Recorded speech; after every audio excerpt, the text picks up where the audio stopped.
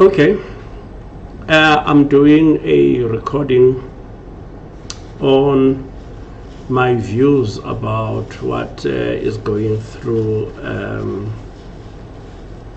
the geopolitics, the global politics, and mainly in global politics, you tend to find that the most powerful country and countries tend to have an impact in reshaping global affairs. So today is the 26th of October 2024, and we are merely less than 20 days before the United States of America's elections. Some of the early elections in some states have already begun, and I've been following what is taking place. Certainly, I'm no expert. I'm talking here about only my experience and what I'm exposed to, and certainly what I read about and I follow. So this is not the entire truth in terms of having taken into account everything. It is my truth in terms of what I've been exposed to. A disclaimer: I have no right to tell what the Americans should and shouldn't do, and therefore this is not trying to say what the Americans should and shouldn't do. That's for the Americans. That's their democracy, that's their country, and therefore it belongs to them to make the future decisions about what they want to shape. However, the decisions that often get taken by the American citizens in choosing a president have an impact in global affairs. Not necessarily that the American voters will vote for somebody who will do A, B, or C in particular countries. They vote for what that person stands for and what that person is promising to do. Some cases they do what they've promised to do, in some cases they don't. It's interesting to observe in the contemporary context the extent to which those with the resources, those who fund campaigns, influence candidates in terms of their policies and in terms of what they actually do once they get in office. So you may say, maybe if you look at it, that the campaign contributors, these big lobbies, are the most powerful of every other contributor in the political ecosystem. What I mean by contributor, you've got the voters that vote, you've got the volunteers that volunteer, you've got the candidate, you've got the staff, you've got all of these wonderful resources around the Constitution. That is the beacon of hope, and everybody talks about asserting the Constitution, what they see in their fellow countrymen, what their countrymen are going through, and what they are prescribing as the solutions to address those. But the lobbies are the most powerful, because in some of the policies that are not said in public, however, are implemented when people are in office, you often find that there is an element of favor or benefit to some obscure lobby that only after a book has been written you start to put the pieces of the puzzle together to get to understand really what was at the point in time irrational and what now makes sense, what were the drivers. Whether you agree or disagree, point is you get to understand. I don't, for any reason, think of or remember any contemporary politician in the US that has gone into power threatening that the world will be at the brink of a nuclear disaster.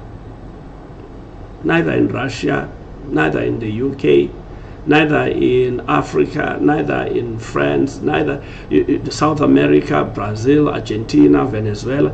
You look at where we are in the global affairs. All politicians talk about peace and prosperity. All politicians, they use the term peace and prosperity. I would be impressed if you can go and find a politician who's not talking about peace and prosperity, because that will educate me. I would love to be exposed and get to understand that politician that's not promising peace and prosperity. But often, maybe what curiously we should start considering now is peace to whom and for whom, prosperity to whom and for whom. Because we often assume that peace is for the greater good. It means peace for everyone, prosperity for everyone. Maybe I'm too presumptuous. I won't say we are too presumptuous. Let me not get everybody in my hole. Maybe I'm too presumptuous in assuming what is the definition of peace, stability, and security is universal. But often you find that the definition may be the same, but the people that it's directed for, or the beneficiaries, are a small group. And therefore, though the understanding of what the concept is, and also the appreciation that it's universal, then everybody fits themselves in that definition that they will also be the beneficiaries. Often it's for a smaller group. And that smaller group, you get to observe or decrypt or see over a period of time. You can call it an elite, you can call it a tribal, you can call it the chosen, whatever word that you would use, but the number is not the entire population that assume that they are going to be beneficiaries in most cases. So taking that, this is universal. This is not a challenge in America, and therefore the US citizens are unable to observe these challenges. I think the US as a country and citizens go to greater extents in terms of analyzing their politics, which is something that it's commendable. They really analyze their politics. But the level of then taking the politics to a level below, and that level below decrypting, taking out the self-interest and say, what does this mean to whom? Who are the beneficiaries?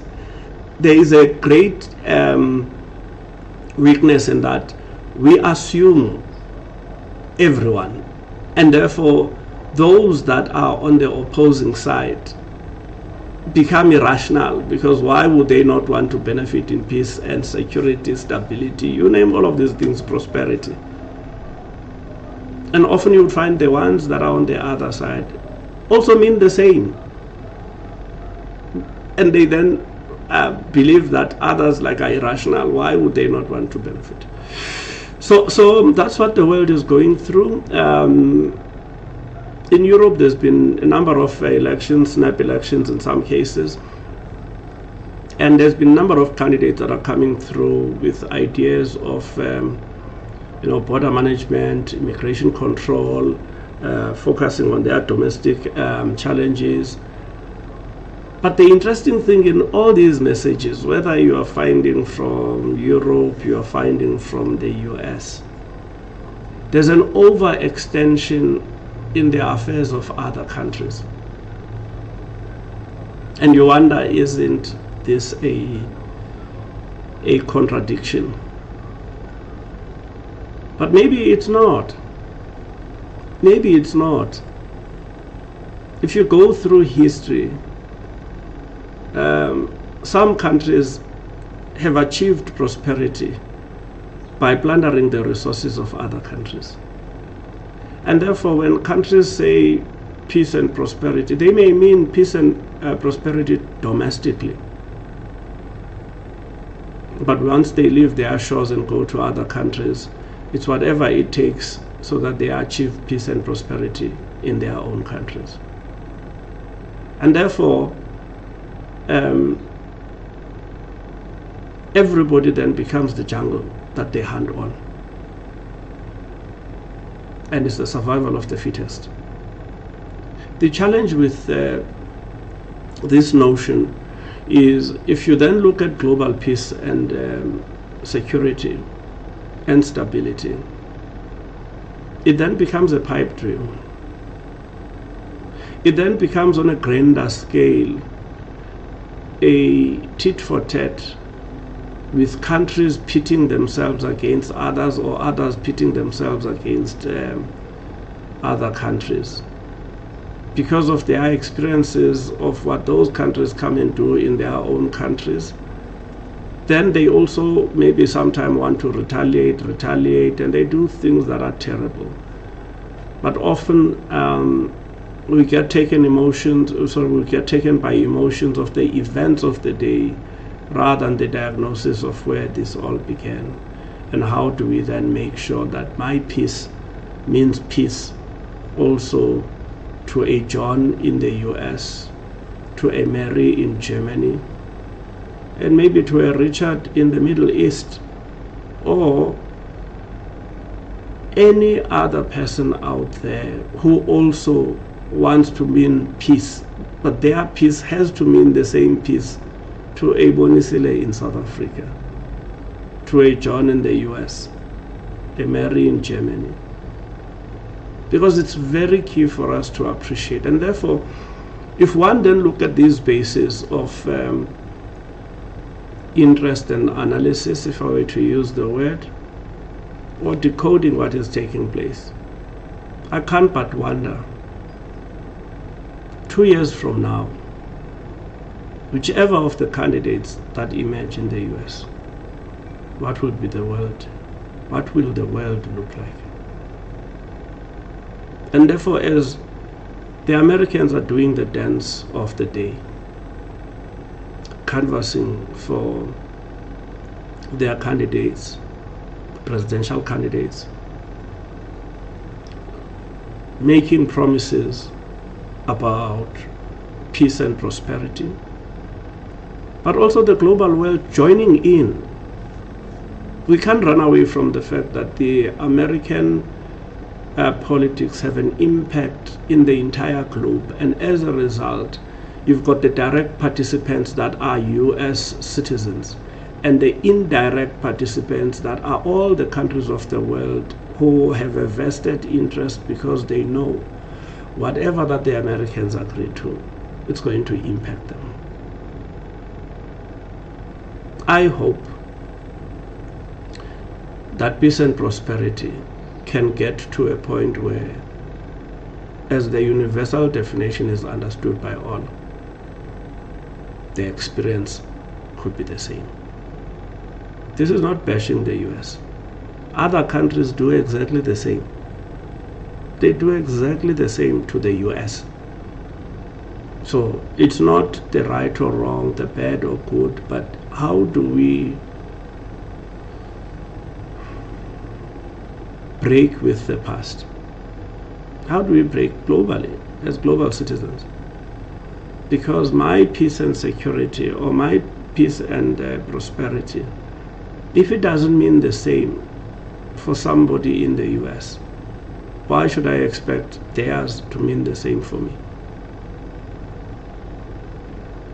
If it doesn't mean the same for anybody anywhere in the world, why do we think then we would get the same?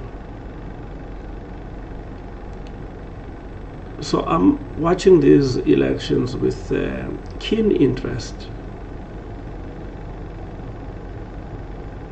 That we've got candidates in the US that one hope that the meaning of the things that they say are universal in terms of making sure that it's not at the expense of anyone else out there. But I also hope the world as well is not selfish in extracting its own self-interest out of the challenges that the Americans have. So we will talk about the reviews of how things have gone in the US. This is not about this candidate or that candidate, but I would love to do a weekly review. I hope if time allows, I would love to look at the week that was and what happened in the US, only on those sources that I've been able to get in touch with, not necessarily meaning this is everything that took place. Then you will be hearing more of me, and you will be seeing more of me and my ideas. Contribute, comments. I would really appreciate to hear from you. Thank you and have a wonderful day. Bye.